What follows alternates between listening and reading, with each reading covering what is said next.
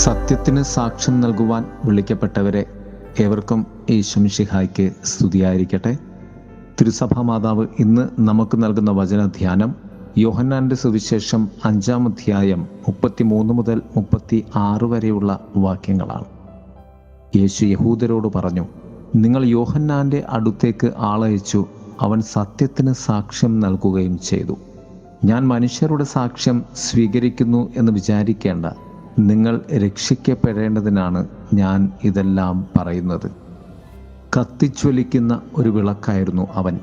അല്പസമയത്തേക്ക് അവൻ്റെ പ്രകാശത്തിൽ ആഹ്ലാദിക്കാൻ നിങ്ങൾ ഒരുക്കമായിരുന്നു. എന്നാൽ യോഹന്നാൻ്റെതിനേക്കാൾ വലിയ സാക്ഷ്യം എനിക്കുണ്ട്.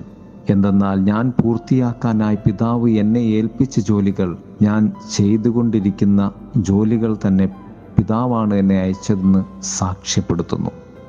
3 തലങ്ങളായി ധ്യാനത്തെ നമുക്ക് ക്രമപ്പെടുത്താം. 1 സാക്ഷ്യം, 2 യോഹന്നാൻ്റെ സാക്ഷ്യം, 3 ക്രിസ്തുവിൻ്റെ സാക്ഷ്യം. സാക്ഷ്യം നൽകുവാൻ വേണ്ട 3 കാര്യങ്ങൾ: 1 തിരഞ്ഞെടുക്കപ്പെടുക, 2 വിശ്വസിക്കുക, 3 പകർന്നു നൽകുക എന്നതാണ്. യോഹന്നാൻ ശ്ലീഹ നമ്മെ പഠിപ്പിക്കുന്നത് ഇപ്രകാരമാണ്: ദൈവമാണ് നമ്മെ ആദ്യം സ്നേഹിച്ചത്, അതുകൊണ്ടാണ് നമുക്ക് സ്നേഹിക്കുവാൻ സാധിക്കുന്നത്. അതുകൊണ്ട് ദൈവം തിരഞ്ഞെടുത്താൽ മാത്രമേ നമുക്ക് വിശ്വസിക്കാനും വിശ്വാസം പകർന്നേകുവാനും സാധിക്കുകയുള്ളൂ. നാം വിശ്വസിക്കുമ്പോഴും നാം തിരഞ്ഞെടുക്കപ്പെട്ടവരാണെന്ന ബോധ്യം ഉണ്ടെങ്കിൽ മാത്രമേ അത് പകർന്ന് നൽകുവാൻ നമുക്ക് സാധ്യമാവുകയുള്ളൂ. ഇതാണ് സാക്ഷ്യത്തിൻ്റെ കാമ്പ്. 2 യോഹന്നാൻ്റെ സാക്ഷ്യം. കർത്താവ് പറഞ്ഞു, അവൻ സത്യത്തിന് സാക്ഷ്യം നൽകി. എന്താണ് സത്യം? അത് ക്രിസ്തു തന്നെയാണ്. പിലാത്തോസിനോട് കർത്താവ് ഇതുതന്നെയാണ് പറയുന്നത്. പിലാത്തോസ് കർത്താവിനോട് ചോദിക്കുന്നതും ഇതുതന്നെയാണ്: എന്താണ് സത്യം? യേശുനാഥൻ മൗനം ഭജിക്കുകയാണ് ഉണ്ടായത്. കാരണം തനിക്കു തന്നെ സാക്ഷ്യം വഹിക്കുക എന്നത് ഉചിതമല്ല എന്നതുകൊണ്ട് തന്നെ. സത്യത്തിൻ്റെ സാക്ഷ്യമാകുന്ന ക്രിസ്തുവിൻ്റെ പ്രകാശത്തിൻ്റെ സാക്ഷ്യമാണ് യോഹന്നാൻ. ക്രിസ്തുവിന് വേണ്ടി കത്തി ജ്വലിച്ച സാക്ഷ്യം. 3 ക്രിസ്തുവിൻ്റെ സാക്ഷ്യം.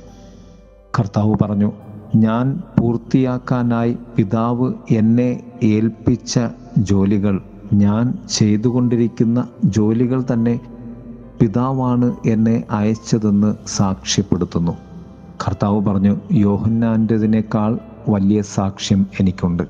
ക്രിസ്തുവിൽ നിന്നും ഒഴുകിയിറങ്ങിയ സ്നേഹവും സൗഖ്യവും കൃപയും ജീവനും മനുഷ്യരിലേക്ക് പകർന്നേകപ്പെട്ടു എന്നതാണ് ക്രിസ്തുവിൻ്റെ സാക്ഷ്യം. അത് സൗഖ്യമായി, അന്നമായി, ജീവനായി, രക്ഷയായി സർവരിലും അനുഭവപ്പെട്ടു.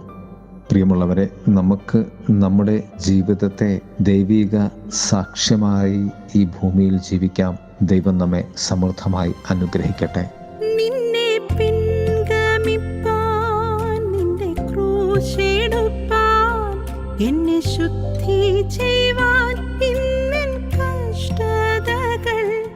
നിന്നെ പിൻഗമിപ്പാൻ, നിന്റെ ക്രൂശെടുപ്പാൻ, എന്നെ ശുദ്ധി ചെയ്യുവാൻ ഇന്നെൻ കഷ്ടതകൾ.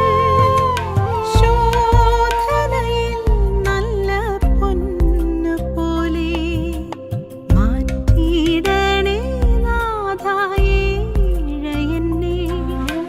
ശോധനയിൽ നല്ല പൊന്നു പോലെ മാറ്റിയിടണേ നാഥായേ എന്നെ.